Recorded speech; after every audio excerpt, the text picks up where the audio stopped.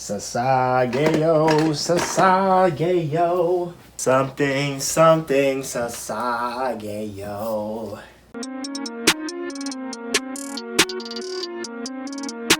You're watching Anime Sundays.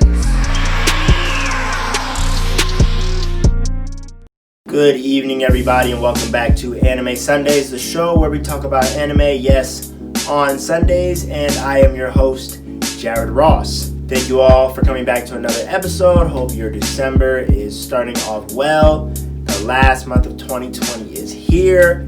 Hang in there. We are almost out of this shit show, and hopefully 2021 definitely bring better vibes, energy, and all those things that we've been waiting for in this year. So today I decided, based off my last video, the top 5 most overrated characters in anime, that I would flip the script and give you my personal top 5 underrated characters in anime. 絶対に仲間を裏切るな。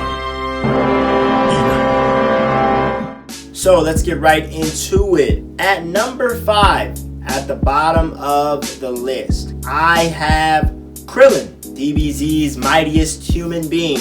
We know about Krillin, day one Dragon Ball character, been there with Goku ever since he started training. Of course, hasn't had as many W's as maybe the other DBZ characters, but I tend to see that there's a lot of Krillin hate in the world. I feel that Krillin is very underrated simply for the fact that he is a human being that has been able to somewhat give a leg up to these crazy battles that the Z Fighters go through. I feel that the participation he has put towards the Z Fighters, towards the DBZ gang, is a little underrated. No, he hasn't really been the pivotal point in saving everybody's lives, but people underestimate Krillin. Where would we be if Krillin wasn't there in the battle of Goku vs. Vegeta? As we all know, some of these early battles, they needed all hands on deck. When they were going up against Vegeta and he was in grade 8 mode, yes, Krillin couldn't get the Destructo Disc off, but because of that, Yajirobe was able to cut his tail off. If it wasn't for Krillin, we wouldn't have Android 18 on our side. Yes, he was getting worked pretty much on Namek at the end when Frieza went full power,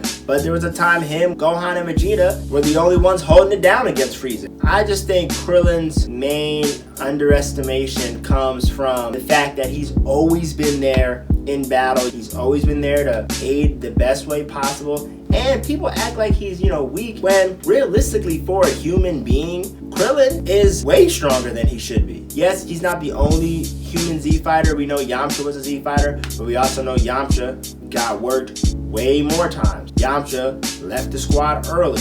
Krillin always been there. Even in the Tournament of Power, Krillin put in work, knocked out that wolf guy, Majora. Yes, he got caught slipping, but I feel like every time he gets caught slipping or every time he takes an L, he has put in some work that has significantly aided the Z Fighters or Goku or whoever to get them to the point of success where they beat that final boss or whoever. So yes, at number 5, I have Krillin. Next up on the list, at number 4, I have Nico Robin. You all know about Nico Robin, the archaeologist of the Straw Hats. Been with them since the end of the Alabasta days. I just feel like Nico Robin is often referred to as one of the weaker Straw Hats. And I will agree that she is. She is one of the weaker Straw Hats. But I don't think she is the weakest, and I don't think she is weak in general. Even before Nico Robin trained with Dragon, we see of how much of a threat she can be, right? As she is Crocodile's right hand, Miss All Sunday, head of the Baroque Works. We know already Crocodile holds her up to a certain enlightenment. And then there are just so many various moments throughout the arcs where Nico Robin is really putting in work. She's like stopping the zombie that was possessed with Luffy's shadow, the huge giant zombie. She's putting in work on Skypiea. She's putting in work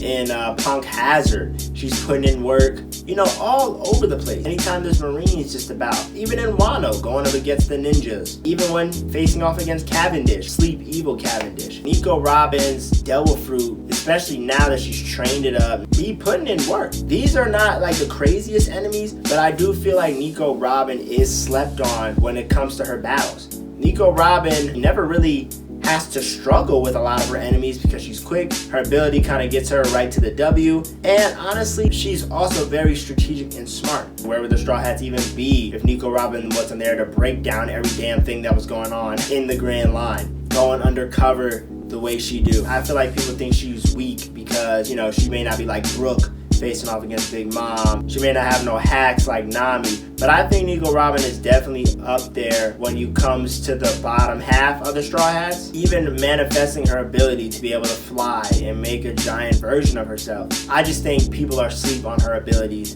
and what she brings to the table. Next up, I have Silva Zoldyck from Hunter x Hunter. Yes, you already know Silva Zoldyck, the current head of the Zoldyck family, Killua's father.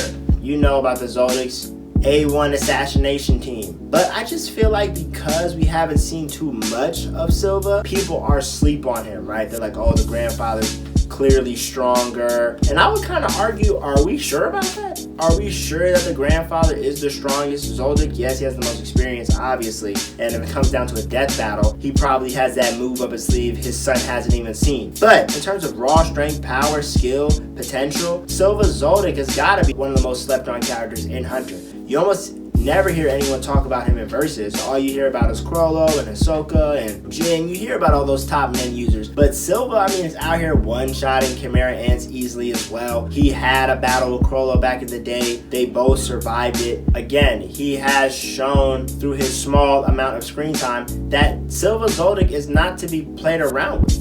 I would argue that Silva could hang with Hisoka, could hang with Crollo even on a one-on-one if necessary, especially since he's done it already. Could hang with several strong Chimera Ants. Would I say he may be P2's level, Shilapu's level? Maybe not there yet, but to say that Silva Zoldyck is not probably one of the hardest Nen users in the show, I feel like is where people definitely underestimate and have him underrated. At number 2, I have Aizawa Sensei from My Hero Academia, professor of Class 1A. We know about Aizawa Sensei, hero name Eraserhead, has the quirk to stop anybody's quirk as long as he's looking at them. I definitely would say Aizawa Sensei is a very underrated hero. I think just because he's mostly at UA, mostly putting his work in with the kids, people underestimate his skills and his abilities. We've seen him when the League of Villains attacked the UA training camp in the first season. He's going up against all these various villains at the same time, making light work of them. Even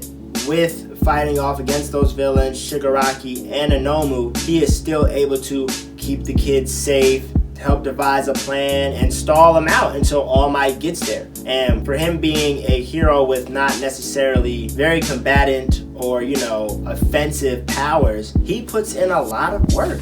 Even with Dabi, when they infiltrated the away training camp, Habro hemmed up quick. And then obviously as well, he's a great strategist. He was able to figure out during the Eri rescue mission that the League of Villains and the Yakuza, overhauls gang, he was able to figure out that they were working together. Eraserhead has definitely put in a significant amount of work for UA, for the My Hero world, for the pro heroes, and for him to not even be in the top 10 as well. Are we going to say that Eraserhead can't handle the bottom 3, or at least one of the bottom 3 of the top 10? I don't know. I feel like that's where we also underrate him. Now, at number 1, and I know you all knew who this was going to be. Yes, at number 1, I have none other than Sakura, the great Sakura.